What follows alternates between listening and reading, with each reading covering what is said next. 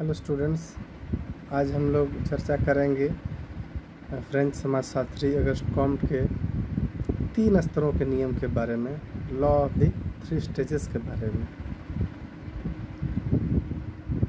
Auguste Comte ने एक नए सामाजिक विज्ञान की स्थापना में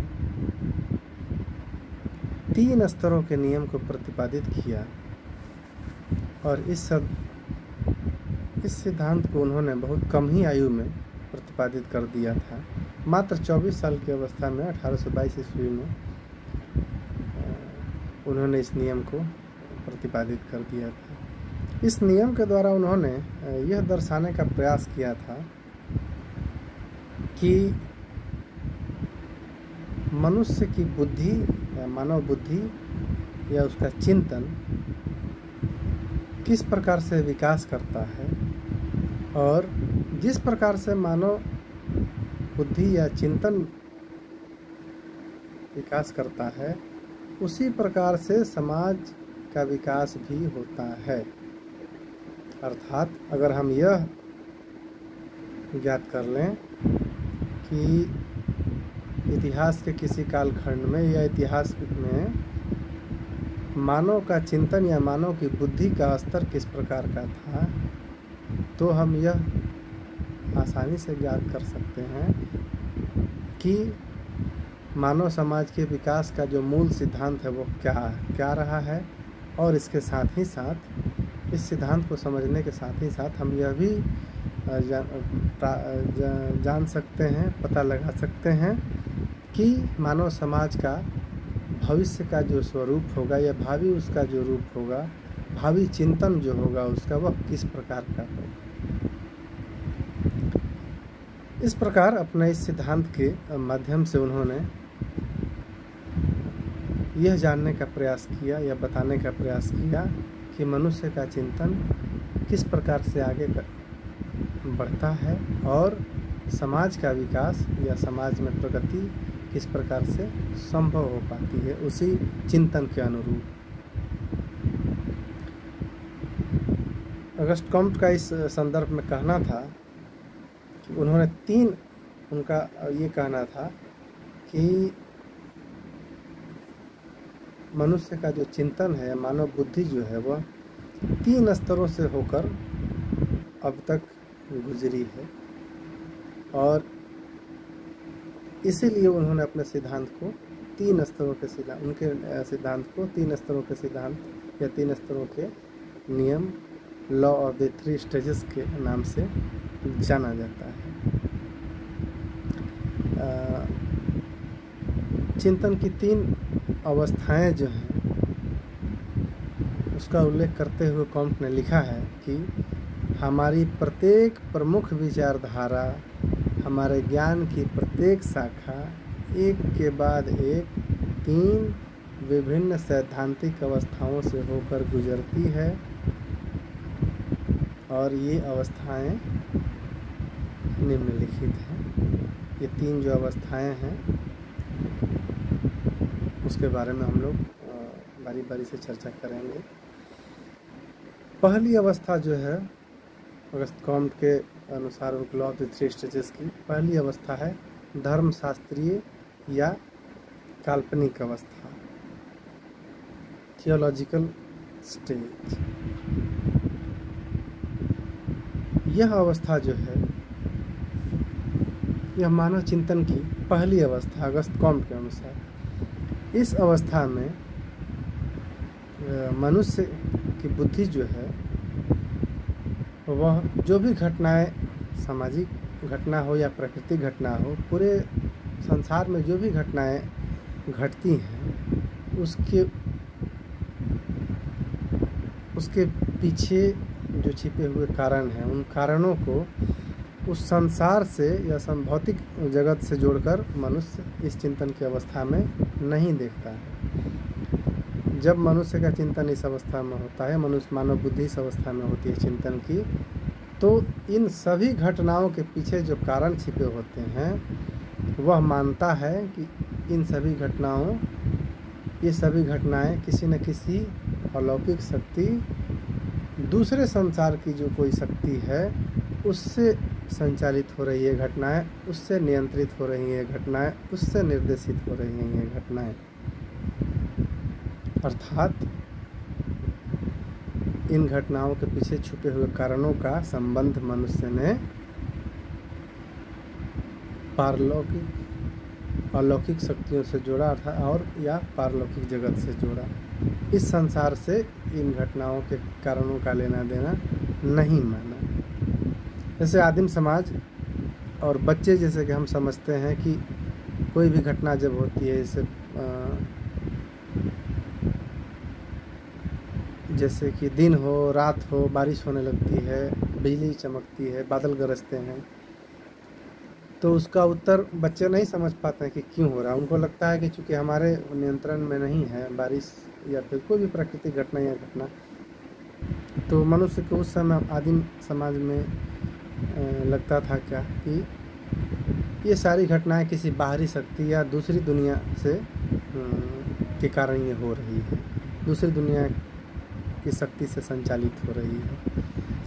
ऐसा इसलिए होता है क्योंकि उस अवस्था में मनुष्य इसके पीछे छिपे हुए जो कारण हैं उनकी वास्तविकता को समझने में असमर्थ रहता है।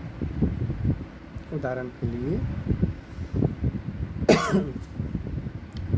नदियों का प्रवाह किस प्रकार से होता है, इसी प्रकार से क्यों होता है, वर्षा क्यों होती है, तूफान क्यों आता है, बादल क्यों बरसता है, बिजली क्यों चमक, दिन क्यों होता है, रात क्यों होती है, ये सारी जो चीज़ें होती हैं, ये सारी जो घटनाएं होती हैं, वह किसी न किसी बहुत बड़ी अलौकिक शक्ति जो है उसका इसके पीछे हाथ है।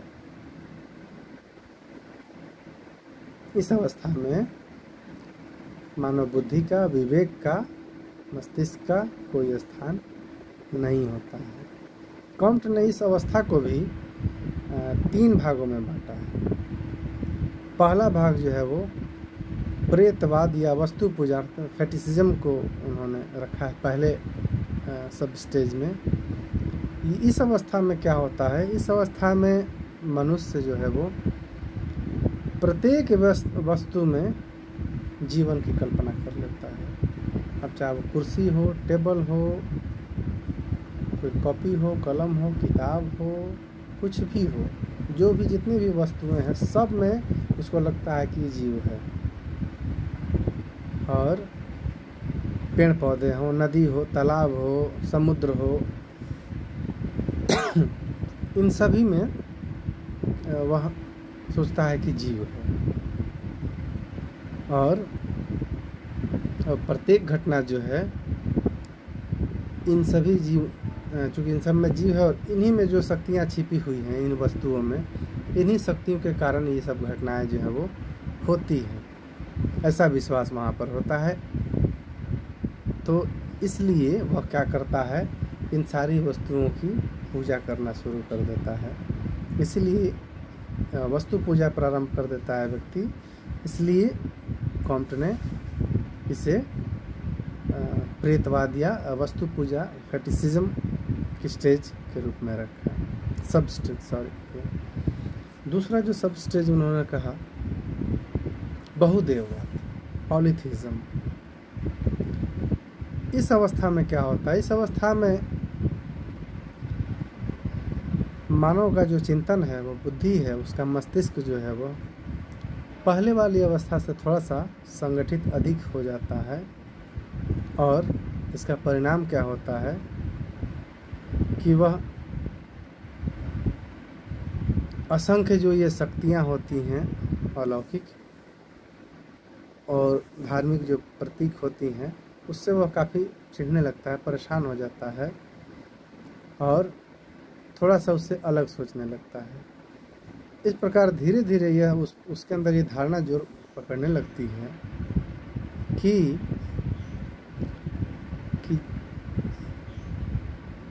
जिस प्रकार से घटनाएं अलग अलग होती हैं, उसी प्रकार से ये जो वस्तुएं होती हैं वो अलग अलग वस्तुएं जो हैं अलग अलग घटना के लिए जिम्मेवार होती हैं। ठीक है, इसलिए क्योंकि ये घटनाएं और इनके पीछे छिपे कारण अलग अलग होते हैं, उस समय मानव का मस्तिष्क यह सोचता है कि ये जो घटनाएं हैं, ये जो वस्तुएं हैं, ये अलग अलग वस्तुएं जो हैं वह अलग अलग घटनाओं के लिए उत्तरदायी हैं। इसलिए वह इन घटनाओं से संबंधित वस्तुओं की पूजा शुरू कर देता है, अर्थात प्रत्येक घटना से संबंधित वस्तु की वह पूजा करना शुरू कर देता है। इस प्रकार बहुत सारी चूँकि घटनाएं हैं, तो बहुत सारी घटनाओं के पीछे बहुत सारे कारण भी हैं, बहुत सारी वस्तुएं, चूँकि बहुत सारी वस्तुओं में ही ये शक्तियाँ हैं, तो इसलिए अलग अलग घटनाओं के लिए अलग अलग वस्तुओं की वह पूजा करना शुरू कर देता है। इस प्रकार बहुदेववाद अर्थात बहुत सारे देवताओं की उत्पत्ति होती है और बहुत सारे देवताओं की वह पूजा करना शुरू कर देता है। इसीलिए इस अवस्था को बहुदेववाद की अवस्था, पॉलीथीज्म की अवस्था कॉम्ट ने कहा।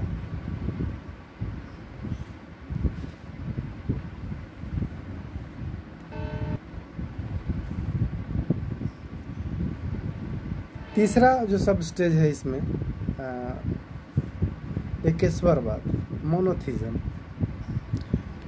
इसमें क्या होता है कि मानव का जो चिंतन है, उसकी बुद्धि जो है वो पिछले वाली अवस्था से भी और ज़्यादा सुसंगठित हो जाती है। वह थोड़ा सा और वैज्ञानिक ढंग से सोचना इसमें शुरू करता है। इस अवस्था में मनुष्य के मस्तिष्क का काफ़ी अधिक विकास हो जाता है और सूक्ष्म से सूक्ष्म धारणा के प्रति भी वह थोड़ा सा गंभीर हो जाता है। उसमें विभिन्न जो अलग अलग देवी देवता होते हैं, उनके प्रति उसका मस्तिष्क जो है वो उनकी पूजा के प्रति जो है तर्क वो स्वीकार नहीं करता है कि नहीं, ऐसा नहीं हो सकता है कि अलग अलग घटनाओं के लिए ही अलग अलग सभी देवी देवता जो है वो जिम्मेवार हैं। क्योंकि इसमें अनेक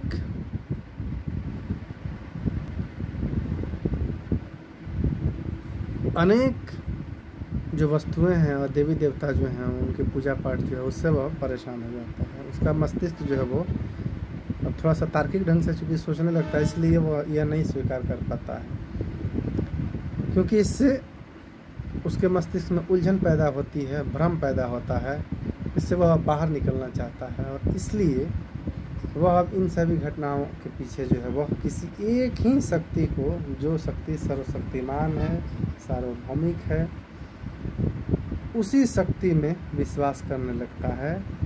और इस प्रकार से जिसके कारण क्या होता है कि वह एक ईश्वर मानता है और एक ही ईश्वर की पूजा शुरू कर देता है। Thank you.